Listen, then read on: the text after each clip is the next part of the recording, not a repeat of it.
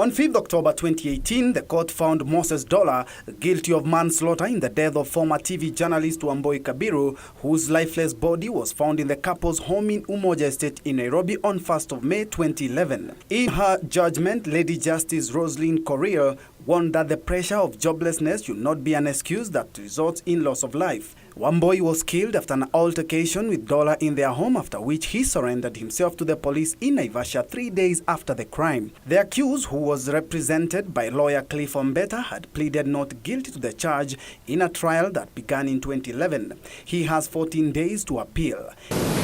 The court takes judicial notice that there is a vast number of persons out there faced with joblessness in our country today.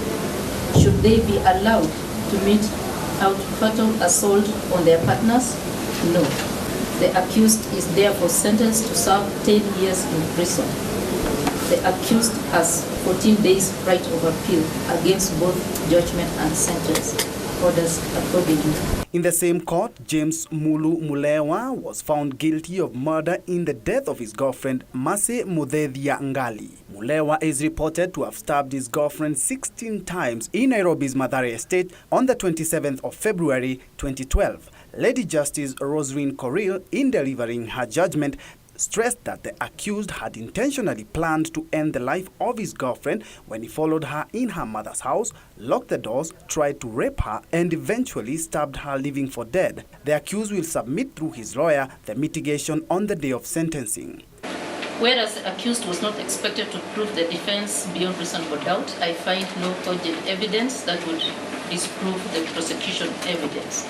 It was proved by the prosecution that he followed the deceased to her mother's house, attempted to rape her on her mother's bed, and eventually stabbed her 16 times. I find that the defense of provocation is not available to the accused. Elsewhere, a Naivasha court has allowed the owner of Solai farm, Perry Manusuk, to travel to India and Sudan after a successful fifth application to have his passport returned. While ruling in favor of the businessman, Naivasha Principal Magistrate Esther Kimilu called for the DPP and defense team to seek ways to allow the accused travel out of the country without always involving the court.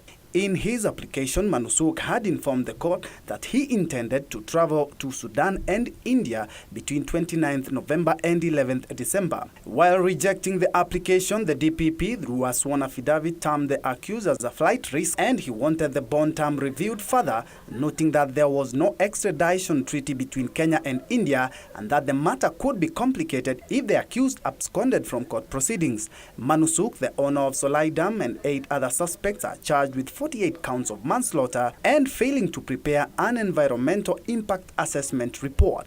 Reporting for Scales of Justice, I'm Ben Troy Njoe.